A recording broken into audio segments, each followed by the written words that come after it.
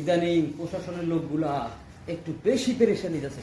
হ্যাঁ, এই যে একটা আইতাছে, এইটারে ফিটিং দেওয়ান লাগবে। আন্তার মান্তার জান্তার সু, আমি যদি দেই তোরে ফু, সব হয়ে যাবে পুরান গু। প্রশাসনের কাজ করে তো সব যাইতেছে।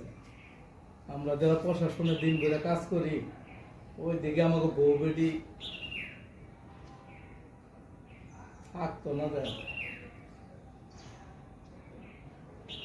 হ্যাঁ, এই বাবার কথাই তো কইছিল, এর কাছে গেলেই একটা সমাধান পাব। বাবা, ও বাবা, আসসালামু আলাইকুম বাবা। ওয়ালাইকুম আসসালাম। বাবা, আপনার কাছে আইছি। আমার এক বন্ধু আপনার তথ্যটা দিয়েছে, কিন্তু খুঁজা পাইতেছিলাম না। বাবা, আমরা প্রশাসনে কাজ করি, নানান ডিস্ট্রিক্টে ঘুরতে হয়, দিন নাই রাত নাই, সংসার নাই আমাকে। তো বোঝেনি তো আমাকে বউ বেডি।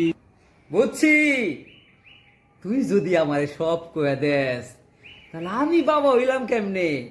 আমার দ্বারে সুখ দুঃখের কথা লইয়া আবি, আর আমি এটা তো সমাধান করিয়া দিমু। এই জন্যই আমার নাম আলামিন বাদশা বাবা, যার থাবায় সব হবে সাবা সাবা।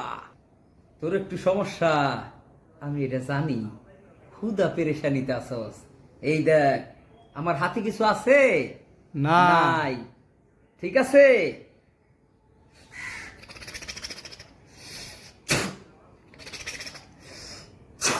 আন্তার মান্তার জান্তার সু, তুই পাবি কালি কুত্তার গু, যদি আমি দেই ফু।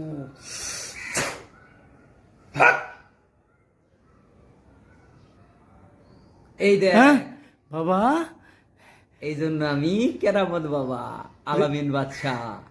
এই ল, এইটা তোর বোর বালিশের নিচে রাখবি, সব পানির মতো ঠিক হয়ে যাবে। বাবা, ও দেন বাবা। এই ল, এটা কি করবো বাবা? বালিশের তলে রাখবি, দেখবি সব পানির মতো ক্লিয়ার। বাবা, আমার বন্ধু একবারে ঠিক জায়গা মতো পাঠাইছে।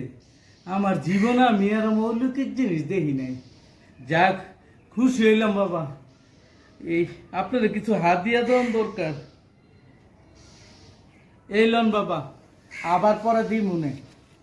তোরা আসস বুঝলেই তো আমরা সুন্দর করে চলতে পারি। আচ্ছা বাবা, তাইলে আমি যাই।